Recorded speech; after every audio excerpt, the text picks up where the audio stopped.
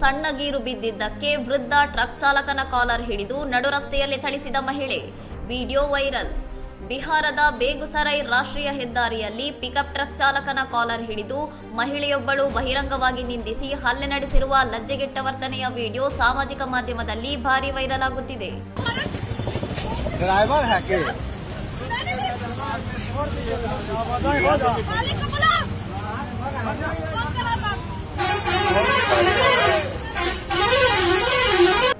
ಮೇ 21ರ ಮಧ್ಯಾಹ್ನ ಬಚ್ವಾರ ಪೊಲೀಸ್ ಠಾಣೆಯ ವ್ಯಾಪ್ತಿಯ ರಾಷ್ಟ್ರೀಯ ಹೆದ್ದಾರಿ 28ರ ಮುರಳಿ ಟೋಲ್ ಪ್ಲಾಜಾದಲ್ಲಿ ಟೋಲ್ ತೆರಿಗೆ ಪಾವತಿಸಲು ಪಿಕಪ್ ಟ್ರಕ್ ನಿಂತಿದ್ದಾಗ ಹಿಂದಿನಿಂದ ಬಂದ ಮಹಿಳೆಯ ಕಾರು ಅದಕ್ಕೆ ಡಿಕ್ಕಿ ಹೊಡೆದಿದೆ. ಅಪಘಾತದಿಂದಾಗಿ ಮಹಿಳೆಯ ಕಾರಿನ ಮುಂಭಾಗಕ್ಕೆ ಸಣ್ಣ ಪುಟ್ಟ ಹಾನಿಯಾಗಿದ್ದನ್ನೇ ನೆಪವಾಗಿಸಿಕೊಂಡ ಆಕೆ ತಕ್ಷಣ ಕಾರಿನಿಂದ ಇಳಿದು ವೃದ್ಧ ಚಾಲಕನೊಂದಿಗೆ ಜಗಳ ತೆಗೆದು ಅಶ್ಲೀಲ ಪದಗಳಿಂದ ನಿಂದಿಸಿದ್ದಾಳೆ.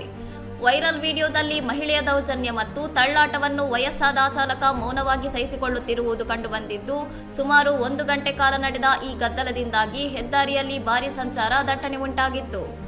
ಘಟನೆ ನಡೆದ ತಕ್ಷಣ ಸ್ಥಳಕ್ಕೆ ಆಗಮಿಸಿದ ಸ್ಟೇಷನ್ ಹೌಸ್ ಅಧಿಕಾರಿ ಗೀತೇಂದ್ರ ಉಪಾಧ್ಯಾಯ ನೇತೃತ್ವದ ಪೊಲೀಸರು ಇಬ್ಬರಿಗೂ ಮನವೊಲಿಕೆ ಹಾಗೂ ಕೌನ್ಸಿಲಿಂಗ್ ನಡೆಸುವ ಮೂಲಕ ವಿವಾದವನ್ನು ಸ್ಥಳದಲ್ಲೇ ಬಗೆಹರಿಸಿದ್ದಾರೆ.